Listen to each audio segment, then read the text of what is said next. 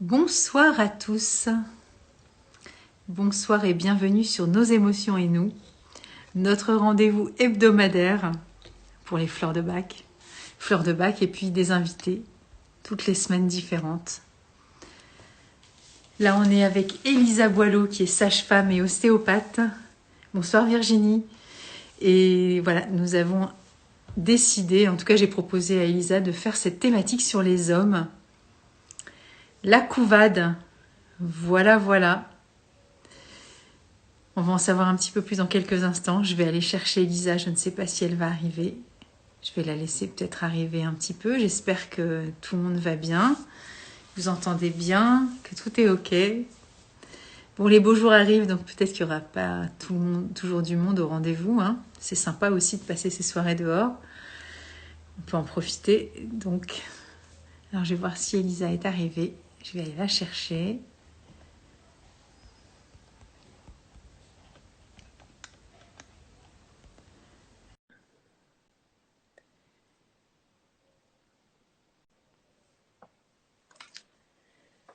Bonsoir, coucou. Je fais des petites mains. On me fait coucou, je réponds coucou. Hein. Elisa, te voilà, coucou. Ah, ça y est, voilà. Je suis là. Tu es là. Bonsoir, mon ami. Bienvenue. Ça tombe, pardon. J'ai fait une petite installation. Tout va bien. C'est un peu compliqué. Ouais. Prends ton temps. Tout va bien. Ok. Donc, merci de cette invitation. Et ben voilà, c'est notre rendez-vous mensuel à toutes les deux. Ouais. Je suis ravie d'être avec toi ce soir. Pareil.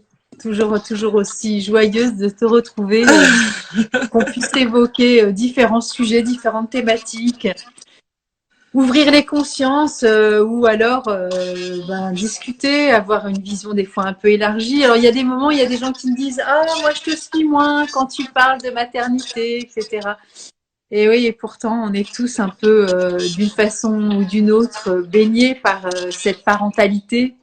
De façon inéluctable, hein, qu'on soit concerné par ce sujet. Hein. C'est vrai que aujourd'hui plus que jamais, j'ai envie de dire, parce qu'en fait, on a besoin de prendre soin des petits nouveaux qui arrivent, et c'est aussi, tu sais, ça me fait penser moi de l'infiniment grand et l'infiniment petit. Plus on comprend les petits, plus on comprend les grands. Donc finalement, des fois, c'est plus flagrant même chez les enfants, et en fait, c'est intéressant quand même même si c'est pas le domaine de prédilection, c'est intéressant quand même d'avoir des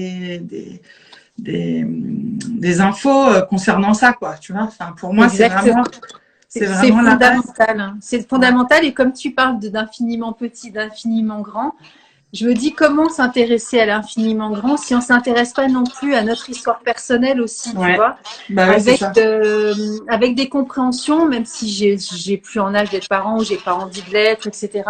D'avoir aussi un regard sur peut-être mes aïeux, mes propres parents, ma propre arrivée au monde aussi. Oui, une meilleure compréhension de soi en fait. Hein. Exactement. Donc, je pense que je referai une communication des fois plus chartée pour que les gens comprennent. Non, mais l'importance, parce que c'est vraiment mon truc, quoi. Et on est dans le même bain toutes les deux, en fait. Même si on n'exerce pas le même métier, on va dans la même direction toutes les deux. Et oui, c'est-à-dire que même si on s'occupe que des adultes, en fait, c'est en traitant les adultes qu'on arrive en décodant les enfants, qu'on arrive à traiter les adultes aussi. Donc, en fait, ça nous donne forcément des clés dans un sens ou dans l'autre, soit pour aider les petits, soit pour aider les grands. Exactement. Donc, et puis tous ceux qui sont grands et qui un jour ont envie d'être parents, et ben justement d'aller nettoyer un peu tout ça et comprendre avec un autre regard, ça permet aussi d'avoir le cœur plus élargi. Et puis d'être sécurisé, parce qu'il y a de quoi avoir des fois des craintes qui sont fondées aussi en fonction de chacun, évidemment.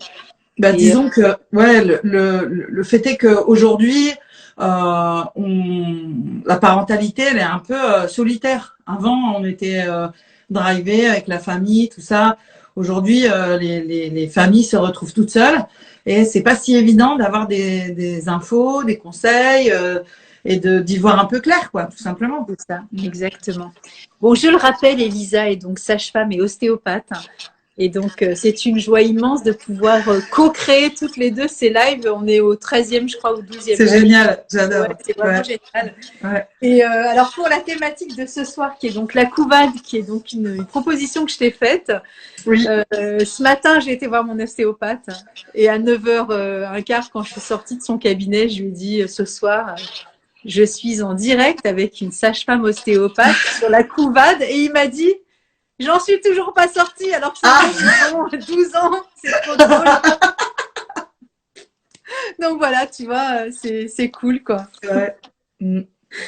Alors, je sais pas si ça évoque quelque chose pour ceux qui sont présents. Je sais qu'il y en a qui passent et qui s'en vont et qui nous entendent, qui disent ouais, bon, je sais pas de quoi elle parle, hop, ça m'intéresse pas. Qu'est-ce que c'est la couvade? Ouais, on peut déjà redire ce que c'est la couvade, effectivement. Alors, c'est un terme qui est classé dans les troubles, on va dire, plus ou moins physiologiques du papa. Oui. Et on va dire que c'est un peu symptomatique. C'est-à-dire que c'est comme si le papa se mettait à avoir les mêmes symptômes que la maman, finalement. Hein.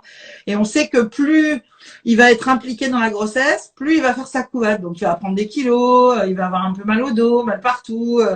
Alors, est-ce que c'est du mimétisme en neurone miroir ou est-ce que c'est vraiment une façon de réaliser ou de participer, on va dire?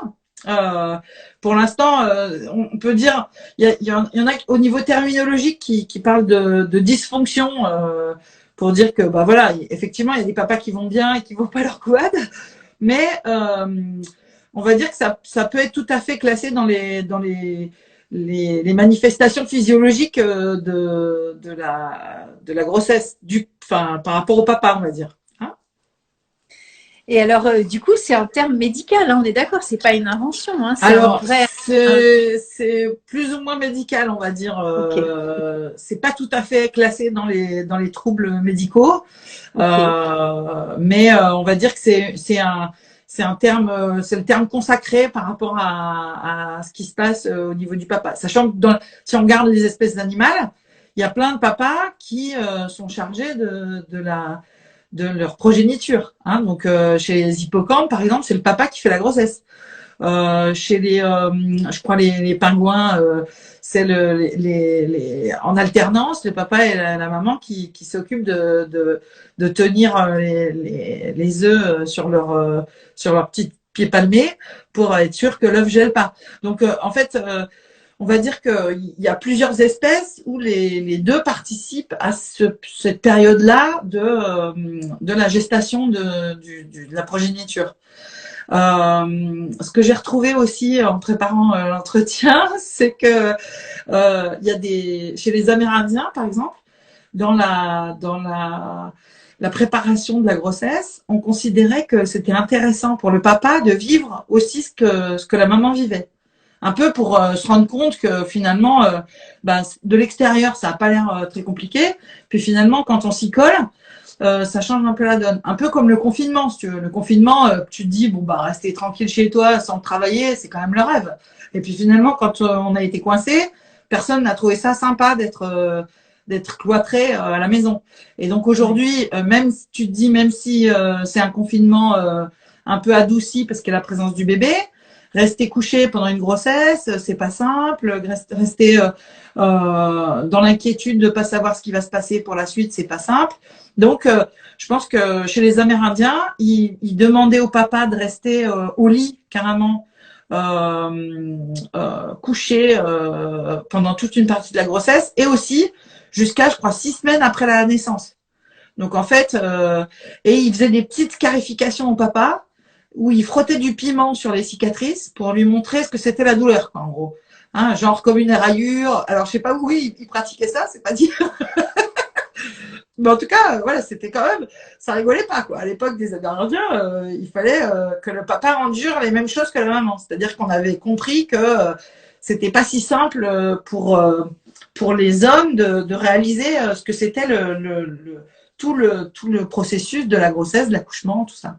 Ouais, mais bon, c'est un rite initiatique aussi qui n'est pas forcément au même niveau, mais qui est peut-être aussi une façon d'intégrer l'information dans son corps, en fait. Hein. Oui, oui, et puis aussi de participer par rapport à la maman, peut-être quelque chose de l'ordre de je suis avec toi, quoi, même si c'est un peu de l'empathie, on va dire, dans la tradition, on va dire, mais un peu comme on voit ce qu'ils ont fait là récemment avec des nouvelles, tu sais, des faux ventres Oui, avec les mouvements du bébé. avec des Bon, ça c'est contractions. rigolo, Ouais. mais aussi les contractions avec des décharges électriques. Bon bah, on se rend compte que les hommes, juste par rapport aux règles, ils se rendent compte que c'est déjà super fort. Mais alors encore plus par rapport aux douleurs de l'accouchement. Là, je pense que je j'ai pas de chiffres sur l'étude qui avait été faite, mais il me semble que il y avait pas beaucoup d'hommes qui avaient réussi à atteindre la fin de l'exercice sans enlever le faux ventre pour se libérer de ça, quoi. Ouais. C'est ça. Et puis aussi la prise de conscience de la prise de poids. Ouais. Qui est quand même pas simple. Et puis le fait de se mouvoir aussi avec une forme de handicap, parce que on n'a pas la même motricité avec un ventre aussi proéminent aussi. Hein. Alors il y en a plein qui se scotchent des pastèques sur le ventre, qui tu sais pour des challenges sur les réseaux. Alors c'est drôle, mais en même temps, quand on voit la réaction des papas ou des futurs papas, c'est vrai qu'on se comprend, on comprend tout de suite la difficulté des mamans finalement. Hein. Et en tout cas, si on passe l'aspect traditionnel et initiatique dans les rituels, on se rend compte que dans nos sociétés aujourd'hui, le fait que les papas, on va dire, participent aussi. Alors c'est un trouble qui se déclenche à l'insu de la volonté. Hein, c'est pas le papa qui grossit exprès pour être en contact avec sa maman, sa femme plutôt. Non, c'est vraiment lui qui subit un peu les troubles, les douleurs de dos, les douleurs de ventre. Ça peut être aussi enfin bon, on voit qu'il est dans la plainte, un peu comme la femme enceinte, quoi, on va dire. Voilà. Donc on va dire que psychiquement, les troubles, on appelle ça, chez la femme enceinte, on appelle ça les troubles sympathiques de grossesse. Alors, c'est les gynécos qui appellent ça sympathique parce que c'est sympathique parce qu'il y a le bébé. Mais c'est pas sympathique d'avoir mal au ventre, d'avoir la nausée, d'avoir des troubles de retour veineux, tout ça, c'est quand même pas très terrible. Et dans l'absolu, on se rend bien compte que c'est aussi une façon de participer, quoi, à sa manière, on va dire. Parce que moi, je m'étais un peu renseignée aussi, et il y avait des hommes qui témoignaient d'avoir des goûts métalliques dans la bouche, par exemple, des douleurs aussi au mamelon. Ouais, c'est clair. Alors, il y a aussi des papas pour qui la grossesse, ça va venir, ce qu'on disait au début du live, c'est-à-dire que la grossesse va venir réactiver des souvenirs de leur naissance à eux. Ok. Donc en fait, en fonction de comment ça s'est passé pour eux, ça va leur mettre plus ou moins un degré de stress qui va être conscient ou pas conscient, mais qui peut être, c'est-à-dire les papas ils disent non, moi l'accouchement ça va, c'est elle qui accouche de toute façon, donc moi je serai là pour elle, tout ça, machin. Mais en fait, on se rend compte que quand il y a des symptômes, alors généralement ils viennent pas consulter pour ça les papas, hein, parce que ça les dérange pas trop quand même. Disons que ça va être un petit peu désagréable pour certains symptômes, mais j'ai aucun papa qui est venu pour dire non mais là ça va pas, j'ai mal au dos, j'ai des contractions, ils viennent quand même pas pour ça. Mais quand ils viennent, par exemple, ils peuvent, notamment chez les sportifs, ils peuvent se bloquer un peu le dos et ils viennent pendant la grossesse, on va dire, ils ont besoin qu'on s'occupe plus d'eux. Mais je pense que c'est aussi des réminiscences de ce qui s'est passé dans leur période soit fétale, soit leur période de bébé, quoi. D'accord. Et tu en as beaucoup des hommes qui viennent consulter dans les périodes de grossesse pour leurs femmes, enfin leur. Alors oui, je te dis souvent, en plus quand il voit l'effet que ça lui fait à elle, c'est pas comme si il était jaloux, mais il a envie aussi de sentir ce soulagement et je pense que c'est vraiment pas comme un appel à l'aide, mais un peu, quoi, si tu veux. Souvent, c'est après l'accouchement que ça se révèle. Hein. C'est-à-dire que je pense à un papa, par exemple, qui a fait une appendicite 48 heures après la naissance de sa femme. Donc, en fait, enfin, de la naissance de son bébé. Et donc, quand on a retravaillé sur son histoire à lui, ben c'est clair que c'était une histoire de séparation néonatale et en fait du coup il a revécu un peu la séparation avec son bébé. Donc mais parce qu'on n'avait pas pu le travailler avant. Mais du coup elle était venue en live en démonstration live pendant un stage. Et au final, comme il y avait plusieurs petites mains attentionnées, on a fini à mettre la maman, le bébé, le papa sur 2 tables pliantes dans la salle de consultation, l'un à côté de l'autre, et traiter le papa en même temps que la maman. Et ça, c'est clair qu'il avait autant besoin qu'elle finalement en postpartum. Et là pour le coup c'était des douleurs réelles puisque il avait eu sa cœlioscopie avec son appendicite et tout, il avait vraiment des adhérences, ça tirait et c'était étonnant parce que finalement on faisait un peu le même travail avec le papa et la maman. Donc c'était une façon aussi de pouvoir le remettre dans son rôle de soutien parce que normalement le papa il est là pour soutenir. Donc, quand le papa craque, c'est qu'il y a une faille quelque part, tu vois. Parce que tout ce qui est symptômes psychiques de la maman, on dit que c'est pour connecter avec le bébé. C'est-à-dire que elle déconstruit son cadre psychique pour reconstruire en intégrant le bébé à l'intérieur. Mais le papa, il n'a pas le même rôle. Le papa, normalement, il fait soutien. Il coupe le bébé enfin, il protège le bébé de l'extérieur. Donc, en fait, lui, il doit tenir le choc, quoi, entre guillemets. Mais si pour lui, il y a eu des choses particulières, notamment une opération, je pense à un de mes patients où finalement on était en termes dépassés et on avait vraiment travaillé avec la maman et en fait moi je trouvais pas ce qui bloquait parce la maman elle était prête pour l'accouchement, ça se passait bien et tout. Et puis à un moment donné, elle est venue pour une séance juste avant le déclenchement et puis je me suis retournée vers le papa et le futur papa et je lui ai dit mais toi comment ça s'est passé? Et finalement lui il avait été opéré pour une pathologie digestive et donc il pouvait pas s'alimenter à la naissance, donc son bébé avait été retiré. Donc là on a fait un travail sur le couple et le bébé pour lui expliquer que ben non, il n'avait pas l'histoire de son papa forcément et que lui, il allait pouvoir rester avec son papa et sa maman tranquille pour pouvoir arriver sans qu'on le sépare de son père et de sa mère, quoi. Et que ça ne se reproduise pas. Et ouais, bah ouais.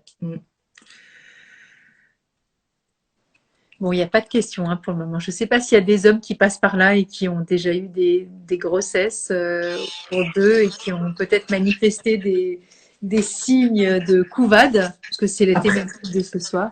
Après, c'est assez déstabilisant pour les papas, parce qu'en fait, ils s'attendent à tout sauf à ça. En fait, on va dire que quand c'est la maman qui a des signes bizarroïdes, ils se disent bon bah on va dire c'est pas très agréable mais c'est quand même plutôt attendu, on va dire, c'est plutôt dans l'ordre des choses, mais quand eux ils commencent à avoir des signes bizarroïdes, c'est vrai que ça vient les mettre un peu en porte-à-faux sur leurs histoires perso, quoi, hein. Ils sont un peu déstabilisés.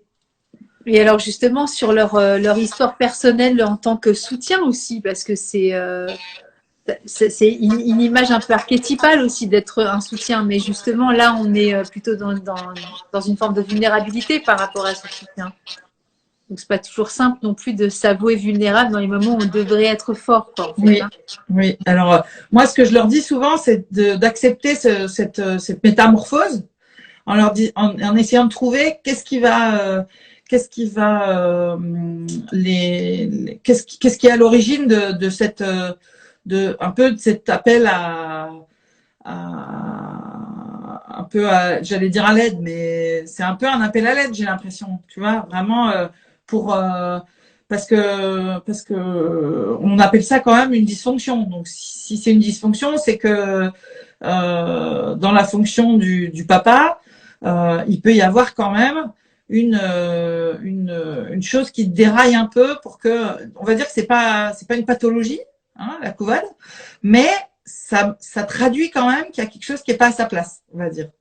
Je sais pas ce que t'en penses toi par rapport à ça, mais Ben ouais, en fait, quand je parle de vulnérabilité, c'est aussi ça, c'est-à-dire aussi écouter, savoir qu'il y a quelque chose qui n'est pas à sa place, comme tu le dis, et qui est certainement en état de déséquilibre. Et donc, bah, justement, pouvoir le travailler avant que le bébé arrive, parce qu'après, ça risque de se pérenniser et de se cristalliser et d'être compliqué après à gérer. après, on va dire que pour moi, la vulnérabilité, c'est C'est pas pas une une tare, faille, c'est plutôt quelque chose de positif, tu vois. Donc, en fait, l'art va être de à la fois rassurer les papas qui traversent cette période-là, en leur disant que, ben, comme un peu avec les mamans, c'est-à-dire qu'ils vont tisser leur lien avec les bébés et retravailler sur leur histoire personnelle et on va dire, leur traumatisme de naissance, parce que forcément, il y a dû avoir quelque chose qui vient se réveiller là. Surtout que aujourd'hui, les grossesses, la plupart du temps, elles sont désirées, même si encore certaines grossesses arrivent par surprise ou même si on sait encore qu'il y a des choses qui sont un peu pas tout à fait cadrées, on va dire. Mais la plupart du temps, c'est des grossesses désirées, accueillies. Et du coup, l'homme qui va accéder à son émotionnel, c'est plutôt très positif dans le sens où il va pouvoir exprimer des choses et travailler sur l'arrivée de ce bébé. Donc, exactement. Et quand je parle de vulnérabilité, c'est une forme de déstabilisation, en fait, hein, qui est la manifestation de ce qui se caractérise là dans le corps, en fait. C'est un, c'est en opposition à la force du soutien, en fait. C'était ça. Et donc, alors, il y a Pierre Roumel, tu as vu, qui dit, et ça a marché sans déclenchement. C'était en lien avec ton cas oui, clinique. oui, Là, ça s'est déclenché derrière. Ça s'est déclenché naturellement. Bah ouais, parce qu'en fait, quand tu lèves le petit lapin blanc qui court partout, finalement, l'accouchement se déroule sans en compte derrière. C'est-à-dire que la plupart du temps, l'idée, ça va être de déverrouiller ce qui est bloqué. Donc, ben, il n'y a pas de règle, il n'y a pas de protocole pour ça. Donc, il faut aller chercher chaque couple par rapport à sa propre problématique de naissance. Donc, oui, oui. Alors, je sais pas, j'ai une sage-femme qui nous rejoint là. Sandrine, toi, si tu as des histoires de couvade, n'hésite pas, hein. Donc, pour les hommes, c'est un peu difficile cette histoire ce statut-là par rapport à l'accouchement, parce qu'en fait, on se rend compte que finalement, c'est une douleur qui est juste insupportable. Que d'habitude, dès qu'il y a des choses compliquées, difficiles dans la force, c'est les papas qui y vont, quoi. Hein, c'est les hommes qui sont réquisitionnés quand c'est dur. Et là, tout d'un coup, on leur dit non, non, c'est bon, t'inquiète, c'est elle qui va s'y coller, même si c'est un des plus gros, une des plus grosses douleurs que l'humanité puisse traverser, quoi. Hein. Les anciens, ils appelaient ça le mal joli parce qu'avec les endorphines, tu as tendance à oublier, mais enfin quand même, le moment de l'accouchement, c'est quand même des douleurs, je sais plus, il comparait ça à des douleurs entre l'infarctus et les coliques néphrétiques en plus fort, quoi. Hein, donc c'est vraiment en termes d'échelle de la douleur, c'est une des douleurs les plus importantes. plus Donc, intense. ouais. Exactement. Alors après, tout dépend. En fait, c'est quand même individuel parce qu'il y a des femmes qui vous disent, bah moi, j'avais une patiente, une grand-mère qui était là un jour et qui disait, je lui dis, vous, madame, vous êtes pas inquiète pour votre petite fille là, qui est en train de naître et tout. Elle fait, oh non, moi, de toute façon, les accouchements, ça n'a jamais été un problème. Je fais, ah bon, moi, c'est super et tout. Et elle rajoute, moi, de toute façon, j'accoucherai pour une part de tarte. Alors, je fais, ah bah quand même, une porte de tarte, quand même. Et je lui dis, vous en avez... Puis, à un moment donné, je reviens et je lui dis, mais vous en avez combien? Elle me dit 12. Ah, je fais, bah, d'accord, alors. Mais elle, dans son histoire de maman, en fait, je pense que ça, c'était pas un problème parce qu'elle avait intégré ça comme un passage obligé, quoi. Et elle se posait même plus la question de savoir si elle était d'accord ou pas d'accord. De toute façon, elle savait que. Et puis à l'époque, il n'y avait pas la péridurale, donc il n'était pas question d'imaginer autre chose. Mais 12, c'est vrai que c'était quand même du beau boulot. C'est certain. Donc oui, par rapport au papa, le fait de les intégrer de plus en plus dans la préparation, dans toute la transformation que la femme elle va avoir, c'est clair que aujourd'hui les hommes ils sont vraiment très intégrés dans ce processus-là. Donc est-ce que c'est ça qui les rend plus sensibles à par exemple dans les chiffres, je crois que c'est entre 10 et 30%, donc c'est quand même beaucoup, hein. Et on se rend compte que c'est plus préférentiellement les hommes qui ont fait de la préparation à la naissance. Alors, ils vont plus venir en prépa. Si je dis ça, les hommes qui vont écouter ça vont dire non, c'est fini, j'y vais pas. Mais en même temps, c'est aussi intéressant en se disant que bah, s'ils entendent parler de tout ce qui peut se passer pendant l'accouchement, peut-être aussi c'est que ils intègrent que ça peut être compliqué ou ils entendent parler de tout ce qui peut se passer et du coup ça les met en face de certaines réalités où ils pourraient faire pas un peu l'autruche, mais limite, quoi, tu vois, d'être dans le déni par rapport à j'y pense pas tant que le bébé est là. On a un peu l'impression que c'est la technique de l'homme par rapport à l'arrivée du bébé. C'est-à-dire que il se noie dans le travail et les travaux à la maison, il fait tout pour que tout soit fait au moment de l'accouchement. Alors pas au rythme où la maman le voudrait des fois, parce qu'en fait eux ils ont leur petite organisation personnelle qui n'est pas le même que la maman, mais on se rend compte que finalement la façon de préparer les choses est pas du tout pareille. C'est-à-dire que la femme elle a besoin de se recentrer, d'être dans une énergie yin et de vraiment faire la bulle, alors que le papa des fois il s'agite dans tous les sens autour et il est on va dire assez dans des sollicitations extérieures pour pouvoir tout régler avant l'arrivée du bébé, pour être un peu plus disponible. Donc des fois les mamans elles ont du mal à comprendre ça parce que elles se disent mais pourquoi elles ont l'impression qu'ils fuient un peu. Oui, alors oui. on est entre le déni et la réaction de je prépare tout avant l'arrivée. Donc après moi j'en ai vu aussi qui pendant l'accouchement était complètement c'est pas vraiment la couvade dont on parle en règle générale, mais c'est plus c'est une forme de de de perte de repère, on va dire là aussi, hein. C'est-à-dire que je me souviens d'un accouchement où j'arrive pour dire à la maman, donc elle avait percé la poche des os, donc elle n'était pas sûre, donc je vais la rejoindre à la maison pour vérifier. Finalement, effectivement, elle avait percé la poche des os, donc je me retourne vers son mari et je lui dis voilà, il va falloir qu'on aille à la maternité parce que là la rupture est confirmée, donc on va faire les valises et partir.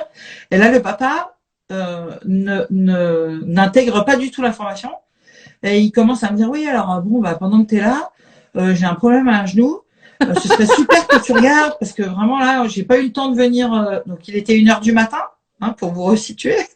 Et donc je me dis bon, il est 1h du mat, il a pas. Donc je lui redis oui, tu sais, là, je pense que l'accouchement va se faire dans la nuit puisque ta femme a rompu la poche des os, donc ce serait bien que tu puisses préparer les valises et rebelote. En fait, il me dit oui, mais tu sais, mon genou, c'est quand même, ça fait un moment que ça traîne, il serait temps quand même de s'y coller. Et donc là, on se regarde avec la maman et on explose de rire parce que il avait décartonné quoi, il avait vrillé. Et en fait, je lui dis bah tu sais là, il va falloir vraiment que tu intègres cette information. Alors il fait oui d'accord. Donc il va faire un petit peu la valise, puis il revient vers moi puis il fait et pour mon genou alors on fait comment? Et donc, tu voyais qu'il était passé en mode limbique et qu'il avait perdu pied avec un peu, hein, parce qu'il a vite raccroché les wagons. Mais c'était assez étonnant qu'il soit vraiment dans une espèce d'incompréhension de ce qui était en train de se passer, quoi, on va dire. Et alors, du coup, j'avais envie de proposer une fleur de bac. Je sais pas si tu me diras si c'était OK. Walnut, tu sais, la fleur quand on est trop, enfin, pas vulnérable, mais quand on est trop impacté par ce que vit l'autre.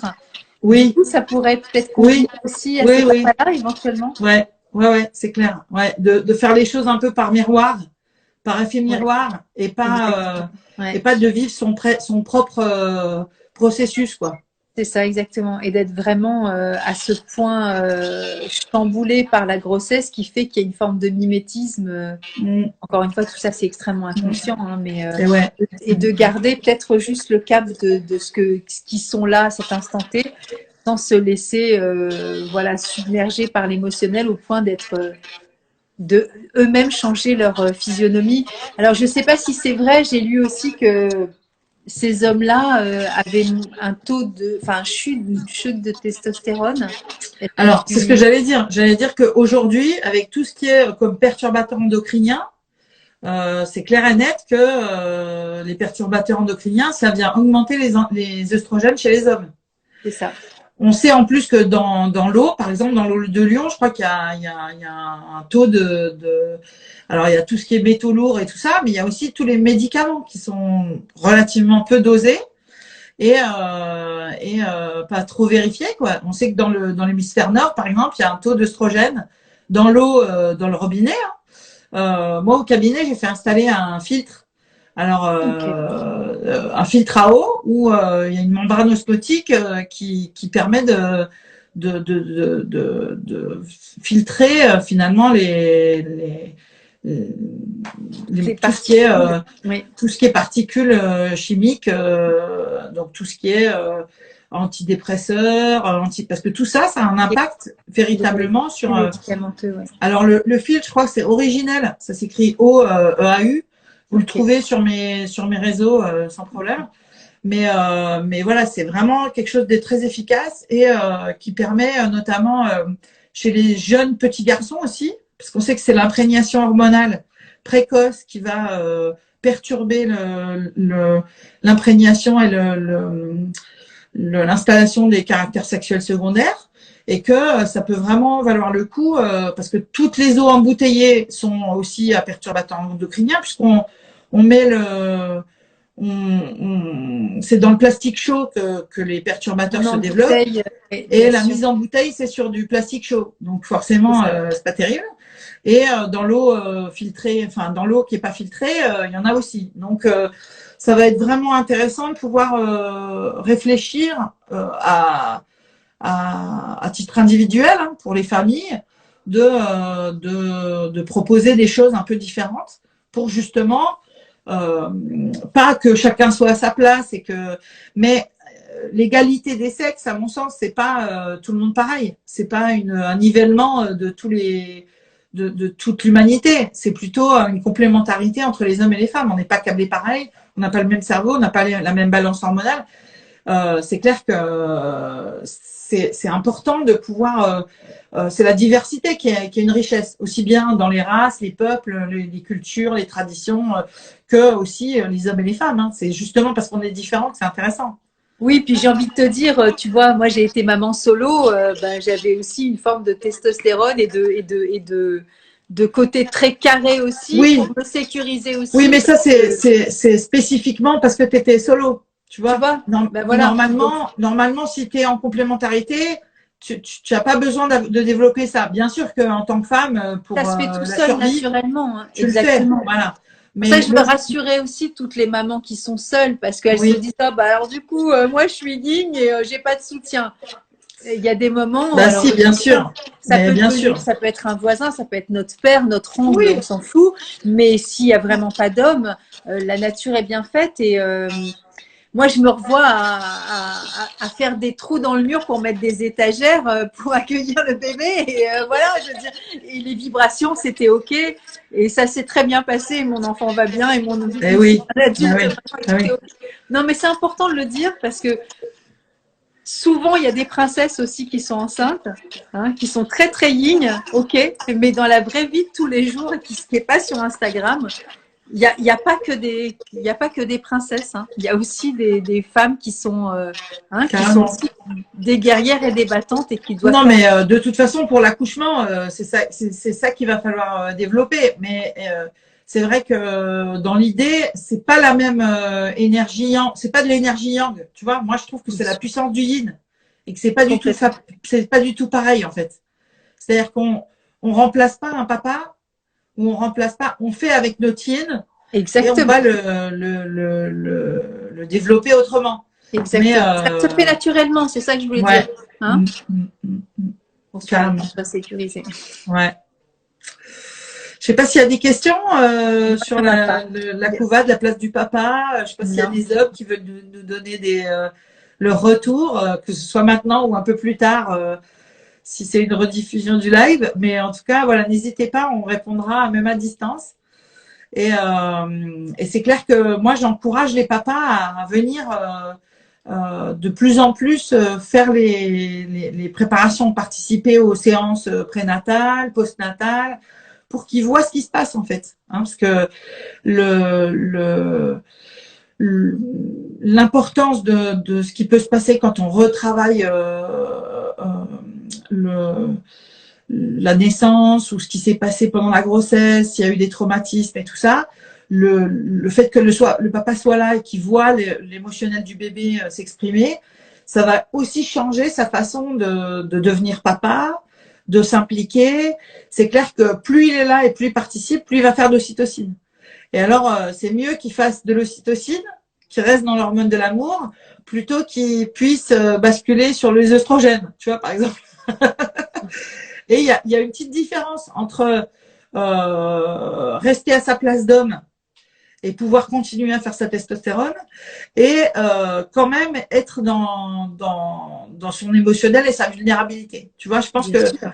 aujourd'hui l'homme, il va pouvoir l'ocytocine, ça développe la multitâchabilité.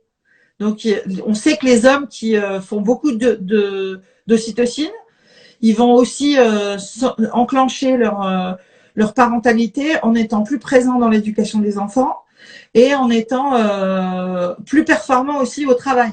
Donc ça peut vraiment être intéressant pour eux de se dire que finalement, le fait de développer leur parentalité, leur paternité, ça va aussi, mais pas comme les mamans en fait, ça va être une autre facette Bien sûr. Bien où sûr. ils vont développer une possibilité d'être en connexion avec leur rôle de père, donc quand même dans les émotions, quand même mais aussi dans poser les limites, parce que c'est quand même plus facile pour eux de poser les limites. Hein. Ils ont plus le sens d'état d'âme que nous. Hein. Nous, on est fait que pour craquer. Hein. On est construite pour Donc, mais ça n'empêche que voilà, c'est aujourd'hui l'homme évolué, il va pouvoir s'impliquer dans les enfants, mais pas comme les mamans. C'est-à-dire que et c'est ça qui est bien aussi pour les enfants, c'est de voir que c'est différent, c'est pas d'une façon à l'autre. Il y a plusieurs possibilités et s'il est habillé n'importe comment ou s'il est à la couche qui va fuiter, ben c'est pas si grave en fait. Pour les mamans, j'ai envie de dire laissez-les faire, laissez-les s'impliquer, laissez-les faire n'importe quoi tant que la vie du bébé n'est pas en danger. Ouais, Il faut c'est les ça. laisser faire un petit peu le funky daddy quoi, parce que si on veut que ce soit, si on est trop dans notre partie contrôlante, on va les décourager Ouais. et on va les mettre à distance, ce qui est vraiment dommage pour les enfants et même pour la maman. Parce qu'au bout de 6 mois, elle va dire ouais, il fait pas assez, il fait pas. Mais souvent, on est à l'origine de ça en fait.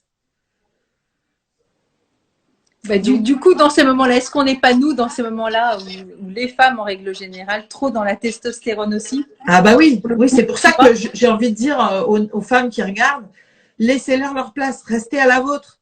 Bah Vous, ouais. quand ils s'en occupent, allez faire une sieste, faites une petite méditation, faites du yin et laissez-les laissez-les prendre leur place de papa à la one again. Parce qu'en fait, c'est aussi très structurant pour les enfants de pouvoir faire des trucs qu'ils n'ont pas l'habitude de faire. Alors, sauf si c'est sauter dans les flaques à -12. Mais bon, on va dire, on sait que la confiance en soi qu'ils vont leur apporter, c'est aussi une autre facette de ce que nous, on peut pas faire, en fait. Et je sais que moi, j'aime bien quand les ostéopathes hommes, ils viennent aussi aux formations périnatales parce que il y a des choses que dans le soin, seuls les hommes vont pouvoir agir. Et nous, on a beau développer toutes nos ailes et nos petites facettes de résilience, mais on ne pourra pas actionner la sécurité qu'un homme peut apporter, par exemple. On pourra amener la sécurité intérieure, mais la sécurité extérieure, c'est l'homme qui va le développer. Sauf si tu es maman solo, effectivement, où là, tu es obligé de faire double dose. Ou sauf si t'es papa solo, parce que les papas solo, c'est pareil, hein, ils développent aussi des facultés dans l'absence de la maman, qui est aussi des facultés que nous, on développe différemment, c'est clair. Ouais, Moi, je crois que les couples, quand ils sont séparés, ou de fait, hein, par des deuils, le parent, il est subtilement complet à lui-même, en fait, hein, dans cette bipolarité qui fait qu'il y a cette forme d'équilibre et oui, ça se fait qui se naturellement, comme tu manifeste, dis, en en fait, fait. je crois, naturellement, quoi. Exactement. C'était très beau, quoi. Mm. C'est déculpabilisant aussi parce que on fait ce qu'on peut dans nos couples, mais des fois on se retrouve séparés par la mort ou de fait, et c'est pas toujours simple. Donc, mais ça se fait. Donc ça c'est cool et tout va bien.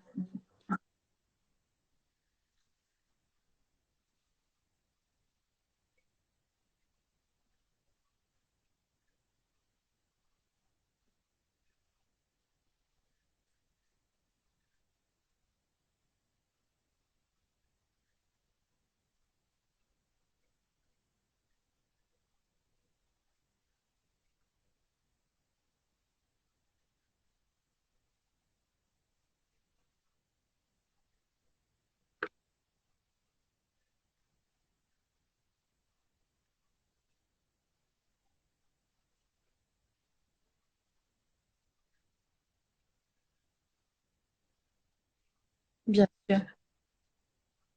C'est ça, mais après même pas qu'en cas de. Ouais. Bah après ils ont et des fois les hommes ont. Ah, je suis là. Tu m'entends? Tu m'entends?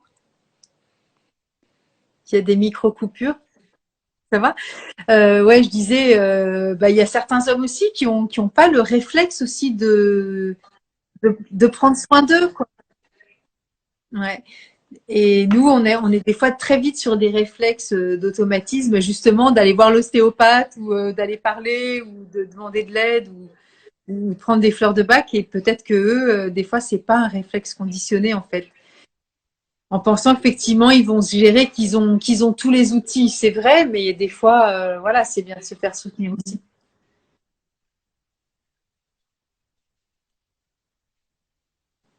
C'est hyper décalé, c'est ça?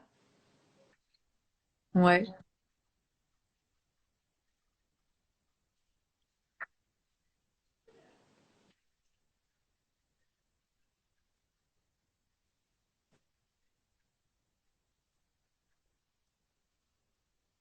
complètement.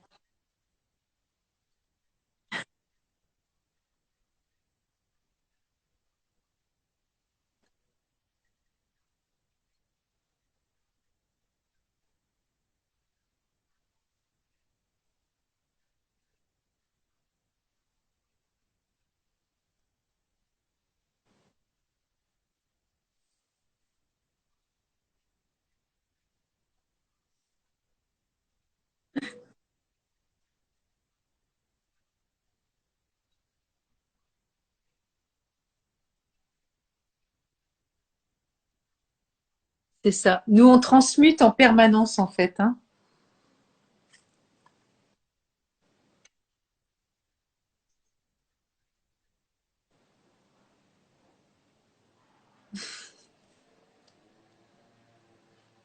Oh, la connexion ce soir, c'est pas top, hein.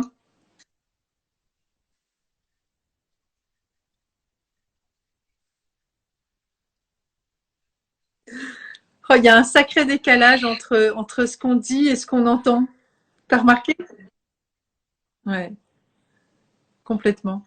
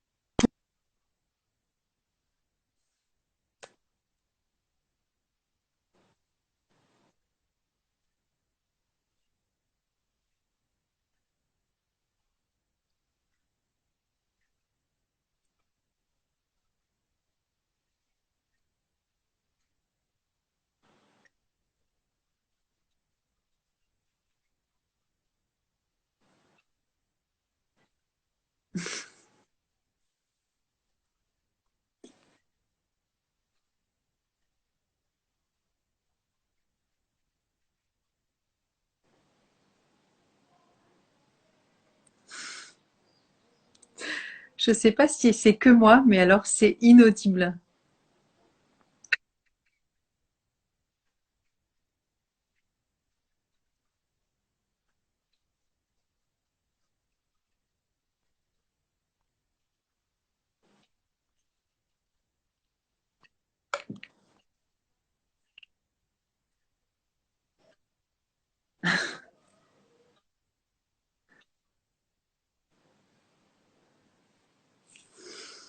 Eh bien, je vais clore ce live puisqu'on n'arrive plus à s'entendre. C'est complètement coupé. Donc, je ne sais pas ce qui se passe. Écoutez, en tout cas, merci pour d'avoir été présent. On va clore et on se retrouvera le mois prochain avec Elisa sur une autre thématique. Et moi, je vous retrouve jeudi pour un autre live. Et merci à tous. Eh ben oui, Nathalie. Ouais, bah merci beaucoup, Sophie. C'est super gentil. Mais je pense que c'est du côté d'Elisa que ça passe pas. Je sais pas ce qui se passe. En tout cas, merci beaucoup. C'est gentil de me l'avoir dit. Et ça va peut-être le réseau où se trouve Elisa.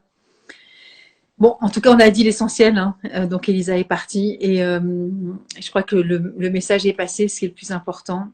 Et bah, si vous avez des témoignages en réécoutant la vidéo, avec plaisir, avec joie. Merci pour les petits cœurs, c'est super gentil. Merci d'avoir été présent et merci pour tous ceux qui regarderont.